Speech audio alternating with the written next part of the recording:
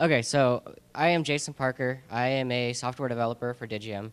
I'm going to be showing you basically what is required to make a module for Asterisk and a couple of basic things that most modules are going to do. Um, so the first is the Module API Essentials. This is the bare minimum that you're going to need to actually write a module for Asterisk. Then we're going to go through an example of registering a CLI command. It's not going to do anything, but it'll give you an idea of what's actually needed to do that. Then we're going to go over how you would read a configuration file so that you can set options for your module or whatever else. And then it's a little more complicated, but we're also going to go into what's required to write and register a dial plan application. So for a basic module, you need these 5 things. Well, 4 things, I guess. You need a function that is going to load when your module loads. And you also need one for when you unload a module.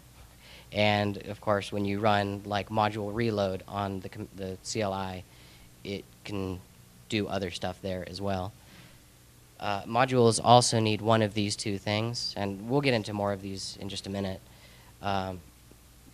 Actually, I think I'll just skip these for now, but you can use basically one of these 2. One of them's a bit easier.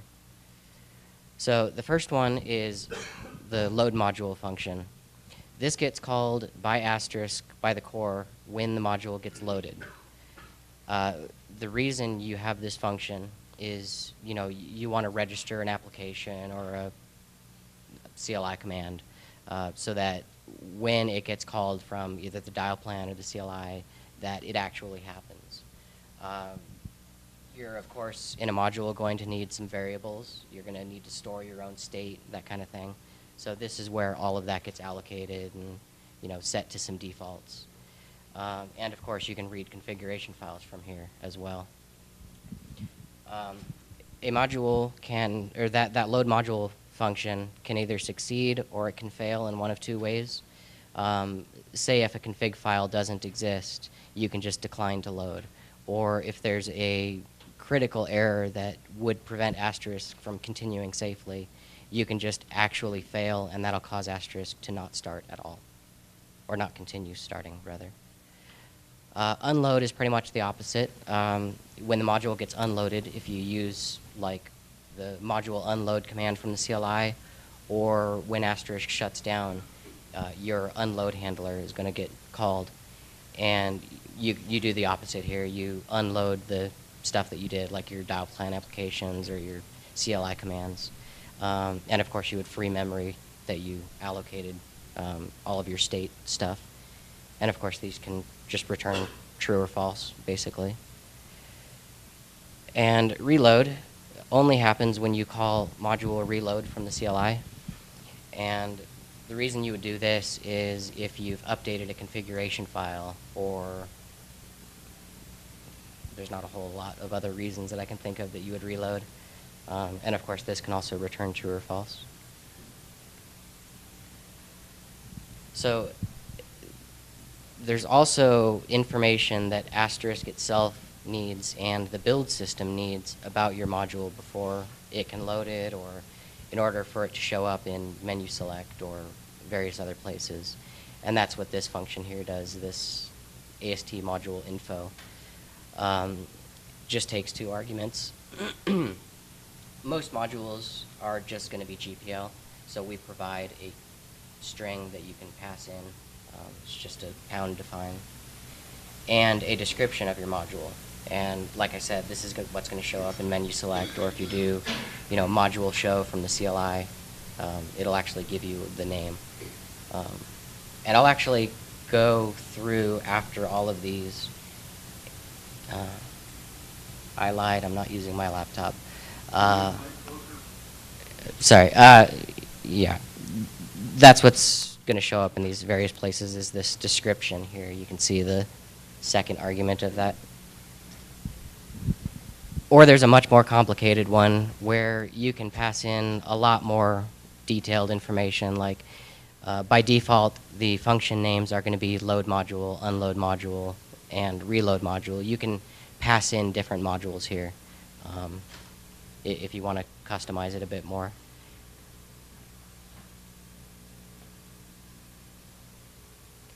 So I've got 4 examples that I'm going to show you. There's res nothing, which is just an empty module. It's the bare minimum that you need to be able to compile and load a module into Asterisk. Then I'm going to show you that same module with the addition of adding a CLI command. It's going to show how you would actually write that command and how you would register it with the Asterisk core. The next one I'm going to show you is a configuration example. This is going to show you how to load and parse a configuration file from your module. And then I'm going to show you the more complicated one, which is registering a dial plan application.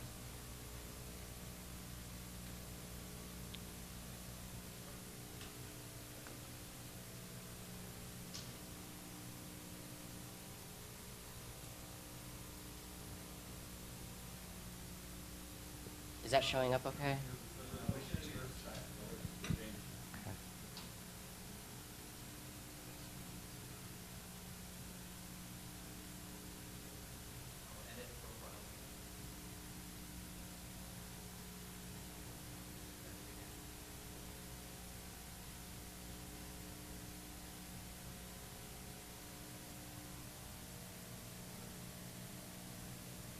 Is that going to work? Yeah, I can increase that in a second. No good?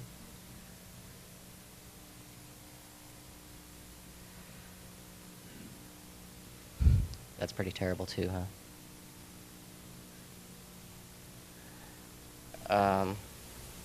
Is it just not showing up at all?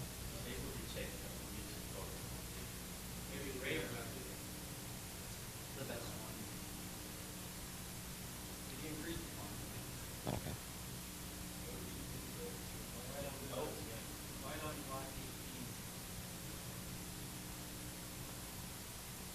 How's that?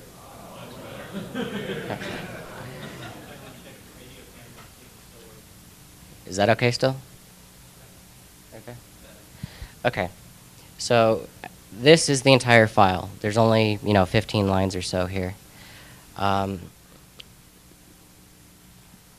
basic stuff you're going to need is you're going to need to include some files so that it can actually build. And like I was showing, the load and unload modules, they're pretty simple. And then the AST module info, I'm passing it the name of my load, unload, and reload functions. And there's really nothing to just having a module that compiles.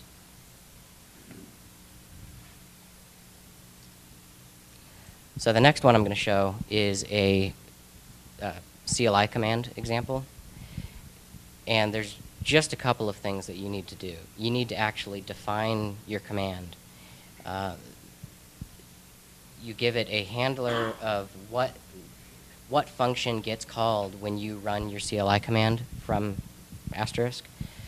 And then, of course, just a little summary about what the command does. That's going to show up in the the core show help from the command line. And then there's functions to register and unregister that handler. And then you can also load and unload multiple at a time. So let me show you that. So same module, mostly the same includes. There's some extra stuff you need, this CLI.h. And basically all this is adding is this single function here, which is 12 lines or so. You tell it the name of your command here, and then just a quick summary, a usage summary. And then all this is doing is just printing the argument that you passed it so that you can see that on the command line. And then, of course, this is where you actually define what happens when you call your function here. And just a small register and unregister in the load and unload. So things like that are extremely simple. And I'll probably publish these, I guess, with the presentations. I'm not sure how that works. If worst case scenario, we can make a snap like a screenshot putting in the presentation. Right, yeah.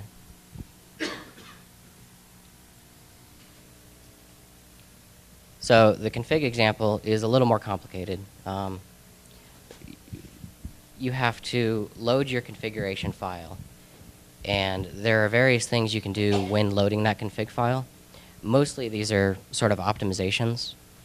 If your config file doesn't exist, this function will tell you that. If the config file is invalid for some reason, like if the syntax is broken or things aren't there that should be there, then it'll tell you that it's invalid. And there's also a little optimization you can do where if your config file hasn't changed since the last time Asterisk looked at it, it won't even continue on, and you can just skip all the reparsing and stuff. So if you have a big config file, that saves a bit of time.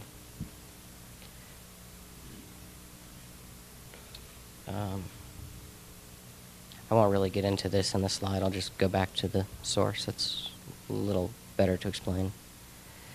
So this is based off that same res nothing where there's just a base module. You can see here I'm just loading the config file, and if it doesn't exist or if it's not valid, that kind of got caught off, then I can just exit and fail, basically. Same thing if it hasn't changed. So the real meat of it is just these like 8 lines here. So what this is doing is it's looping over. No, I'm not there yet. It's checking if the module is enabled. So there's a general section in the config file, and then there's an enabled option, which if it's not set to true, then this module is just not going to load. And that's this AST variable retrieve. You probably won't use this one as much as the stuff below, but I wanted to show this in here just to show that you could get a specific option name rather than having to loop through everything. And then there's this AST category browse. A category is the same thing as a context. So, it's got the angle braces and then the name of the context. That's what's called a category. So basically what this is doing is it's looping through every category, and then after it gets the category, then it's going to loop through all of the options in that category, and that's this AST variable browse, and we're calling that in a loop. And all this is doing is just outputting the name and the name of the option and the value of it to the CLI.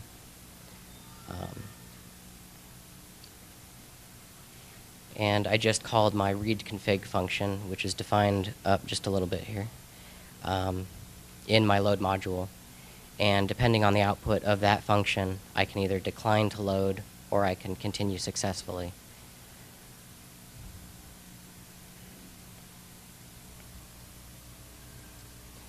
Now, the application example is quite a bit more complicated. All of the documentation for Asterisk applications and functions as of, I believe, 1.8 are now stored in an XML-like format in the Asterisk source. So that actually gets parsed by some external utility, and then when your module loads, all the documentation for your module gets loaded in there. And of course, the same thing as everything else, you've got a register and unregister. And then there's some more complex stuff. I couldn't really give a good explanation of what these are, so I can refer you to the source code that I'm going to be showing you here, and also in the Asterisk source, there's an app scel in the applications directory, and that is basically the same type of thing where it's going to just create a basic dial plan application, and that's going to have quite a bit more documentation in it and explain what all of these things here are. So I was talking about the documentation being in the source. It's literally just in a special comment in the C file. And you've got the name of your application, a little summary, and all of your parameters also would be defined in here. So that way you can give documentation on what every single parameter that your application accepts is. And then a more detailed description of it also. So the real important part of this is, again, in the load and unload modules functions, you register and unregister your application. And then you would do the same thing where you can fail to load or you can continue on. This app exec here, I'm going to show you just a little bit of this function.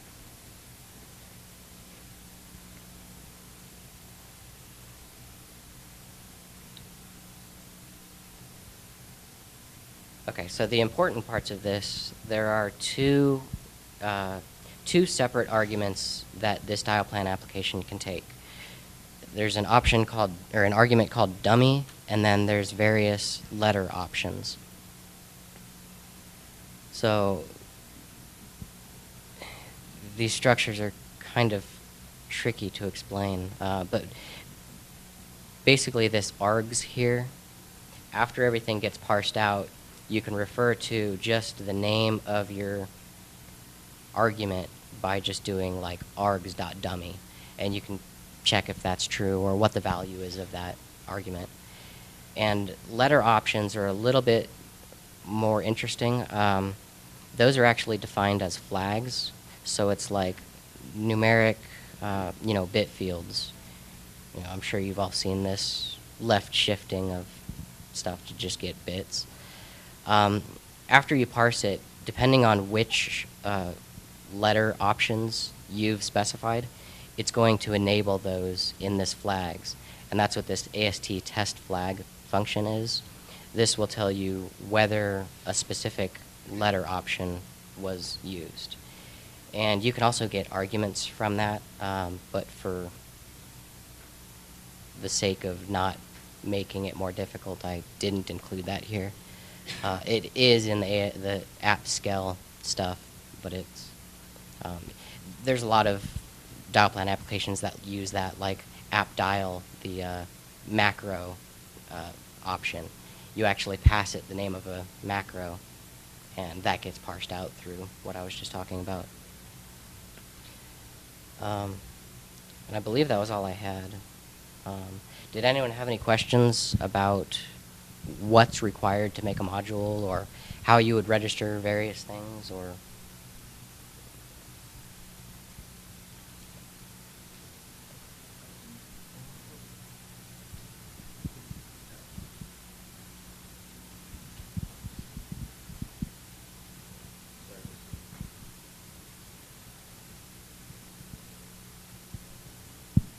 There we go. Hi. Is there any plans to have online documentation for, or is there any online documentation for module development? Development documentation. Yes. In the Asterisk source code, I don't have my laptop, so I can't show you. There's a command that you can run in the top of the tree. It's make space progdocs, and that'll actually go through all of the source code for Asterisk, and it'll strip out all of the, it's called doxygen or deoxygen comments, and that's the sort of API documentation, I guess. I'm not sure if that's quite what you're looking for. Yes. There is some stuff on the wiki for development. I'm not too sure. Yeah, if you go to what's- asterisk.org/developers, I think, we'll link you all the kind of how to start, developing with Asterisk type thing. So all the documentation is linked from that, which sometimes will take you to the wiki and other places.